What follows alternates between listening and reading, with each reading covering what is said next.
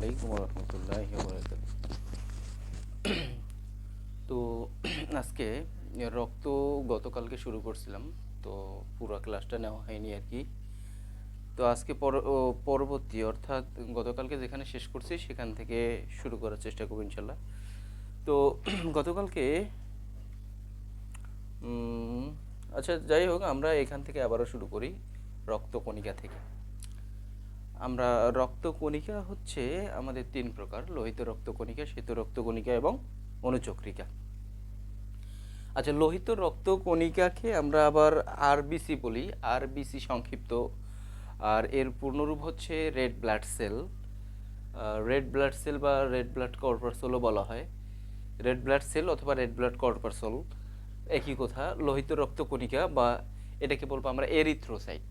Erythrocyte, RBC, red blood cell অথবা লোহিত রক্তকণিকা।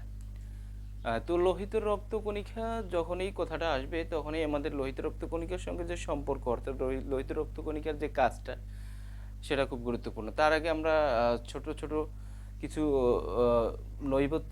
নৈবত্তিকের জন্য যেটা আসে সেটা একটু দেখে নেওয়ার চেষ্টা করি। লোহিত রক্তকণিকার গড় আয়ু হচ্ছে 120 দিন।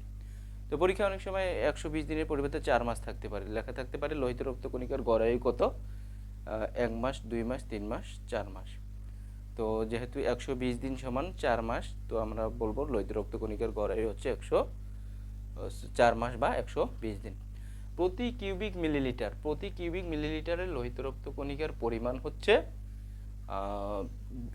50 লক্ষ। প্রতি কিউবিক মিলিলিটারে 50 লক্ষ। এখন বলা হচ্ছে যে নারীদের থেকে পুরুষের সংখ্যাটা একটু বেশি থাকে। নারীদের হচ্ছে 45 লক্ষ, অর্থাৎ প্রতি কিউবিক মিলিলিটারে 45 লক্ষ লোহিত রক্তকণিকা থাকে, আর পুরুষদের 50 লক্ষ। বলা হচ্ছে শিশুদের শরীরে এর থেকে আরও বেশি থাকে, ভ্রূণ দেহে এর থেকে আরও বেশি পরিমাণে থাকে। এখন এই লোহিত রক্তকণিকায় আমাদের হিমোগ্লোবিন নামক এক ধরনের রাসায়নিক পদার্থ থাকে। এই হিমোগ্লোবিনের উপস্থিতির কারণে মানুষের রক্ত হয় লাল। তো আমি গতকালকেও এটা বলছিলাম আগের ক্লাসে, আবারও বলি যে লোহিত রক্তকণিকায় হিমোগ্লোবিন নামক এক ধরনের রঞ্জক পদার্থের উপস্থিতির কারণে মানুষের রক্ত হয় লাল। তো এটা হচ্ছে অনুধাবনে আসবে। আর হচ্ছে লোহিত রক্তকণিকার মধ্যে লোহিত রক্তকণিকাটা হচ্ছে দ্বি অবতল, দেখতে হচ্ছে দ্বি অবতল। আর 3 ধরনের রক্তকণিকার মধ্যে শুধু মাথায় রাখবে যে শুধু শ্বেত রক্তকণিকা হচ্ছে নিউক্লিয়াস যুক্ত, আর এই বাকিগুলোতে নিউক্লিয়াস নেই। অর্থাৎ তার মানে এটাতে নিউক্লিয়াস নেই, এটাতে নিউক্লিয়াস নেই, শুধু শ্বেত রক্তকণিকাতে নিউক্লিয়াস আছে। তার মানে লোহিত রক্তকণিকাতে নিউক্লিয়াস নাই। আর এটা কেমন দেখতে? দ্বি অবতল, দ্বি অবতল। এটা আমরা মাইক্রোস্কোপ যন্ত্রে আমরা যদি দেখি, দ্বি অবতল দেখি, আমরা এটাকে আইডেন্টিফাই করব আর কি। তো এই হচ্ছে লোহিত রক্তকণিকা। এবার আসো শ্বেত রক্তকণিকা বা ডাব্লিউবিসি, হোয়াইট ব্লাড সেল বা হোয়াইট ব্লাড কর্পাসল, শ্বেত রক্তকণিকা বা লিউকোসাইট, বিভিন্ন নিকনেম আছে। তো সব নিকনেমেই ভালো করে দেখতে হবে। আর এর গড় আয়ু হচ্ছে 1 থেকে 15 দিন, 1 থেকে 15 দিন। আর প্রতি কিউবিক মিলিলিটারে থাকে 4 থেকে 10,000। বলা হচ্ছে লোহিত রক্তকণিকা এবং শ্বেত রক্তকণিকার যে অনুপাত 500:1 বা 700:1। যারা ইন্টারমিডিয়েটের জন্য পড়তেছো তাদের এটা খুব জানা জরুরি। পরীক্ষায় অনেক সময় অ্যাডমিশন টেস্টে চলে আসে যে লোহিত রক্তকণিকা এবং শ্বেত রক্তকণিকার অনুপাত কত। 500:1 বা 700:1 দুটাই রাইট। তবে পরীক্ষায় যদি যে কোনো একটাই থাকতে পারে, যদি দুইটাই থাকে সেক্ষেত্রে বেশিরভাগ বইয়ে দেওয়া আছে 500:1। তো 500:1 অ্যান্সার করাটাই বেটার হবে। কিন্তু যদি একটা থাকে সেক্ষেত্রে ওই 500:1 অথবা 700:1 যে কোনো একটা দিলেই হবে। এবার আসি শ্বেত রক্তকণিকা নিউক্লিয়াস বিহীন, এটাতে নিউক্লিয়াস যুক্ত। 3 রক্তকণিকার মধ্যে একটাই শুধু রক্তকণিকা যেটা শ্বেত রক্তকণিকা নিউক্লিয়াস যুক্ত।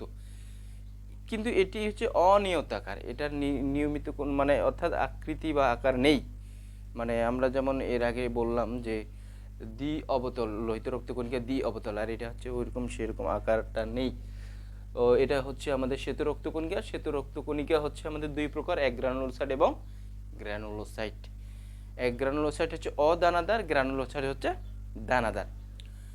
অদানাদারকে আবার আমরা দুই ভাগে ভাগ করছি, একটা হচ্ছে লিম্ফোসাইট আর একটা হচ্ছে মনোসাইট। লিম্ফোসাইট এবং মনোসাইট। লিম্ফোসাইট আমাদের কি করে, অ্যান্টিবডি তৈরি করে। অ্যান্টিবডি তো আমি গত ক্লাসেই একটু আলোচনা করার চেষ্টা করছি।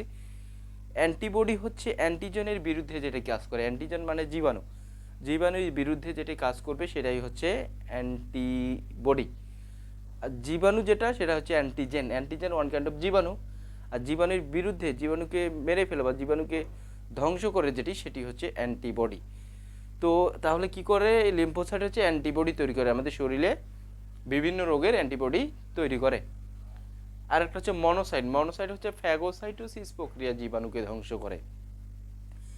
তো আমি এই ফ্যাগোসাইটোসিস প্রক্রিয়াটা অন্য দিনে বর্ণনা করব, তবে আমি ফ্যাগোসাইটোসিস প্রক্রিয়াটা একটু আলোচনা করার চেষ্টা করব। ফ্যাগোসাইটোসিস প্রক্রিয়ায় গ্রানুলোসাইটের মনোসাইট কি করে, জীবাণুকে ভক্ষণ করে। আচ্ছা, একটা বিষয়ে তোমরা খেয়াল করো যে জীবাণুকে যে ভক্ষণ করে সেটা কিভাবে করে, আসে ক্ষণপদের মাধ্যমে, ক্ষণপদ সৃষ্টির মাধ্যমে। এখন আসুন ক্ষণপদটা আসলে কি। ক্ষণপদ হচ্ছে মানে সাময়িক কোনো কিছু, সাময়িক একটা পরিবর্তন। যেমন আমরা একটা ফড়িংকে যদি ধরতে চাই, তাহলে ফড়িংকে কি এইভাবে আমরা ধরতে পারবো? কখনোই না। বা আমরা এইভাবেও ধরতে পারবো না। আমরা আমাদের এই হাতটাকে আমাদের যত পারি ছোট করে এভাবে আমরা ধরার চেষ্টা করব, এভাবে লেজটা ধরার চেষ্টা করব। আবার আমরা যদি চোরকে ধরি, কোনো চোরকে কি আবার এইভাবে ধরা যায় নাকি? না, চোরকে ধরতে গেলে এইভাবে ধরতে হবে। অর্থাৎ আমাদের সাময়িক, আমরা আমাদের টেকনিকের মাধ্যমে আমরা যে কোনো জিনিসকে সাময়িক পরিবর্তন করে তাকে নিজের নিয়ন্ত্রণে আনা, সেটাই হচ্ছে ক্ষণপদ। তো ঠিক একইভাবে অ্যামিবা যেমন ক্ষণপদ তৈরি করে, ঠিক একইভাবে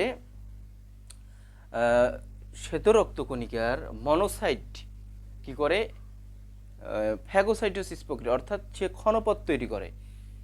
সাপোজ এই হাড়টা, এইটা মনে করো একটা মনোসাইট। তো একটা জীবাণুটা মনে করো এখানে আছে, সেটা এইভাবে তো যে তাকে ধরতে পারবে না, সে কি করবে, নিজেকে পরিবর্তন করে কি করবে, এই জীবাণুটাকে ভিতরে ঢুকে সে এই দরজাটাকে বন্ধ করে দিবে। অর্থাৎ সে চতুর্দিক দিকে ভিতরে ঢুকে দিয়ে দরজাটাকে বন্ধ করে দিবে, দুই পথটাকে বন্ধ করে দিবে।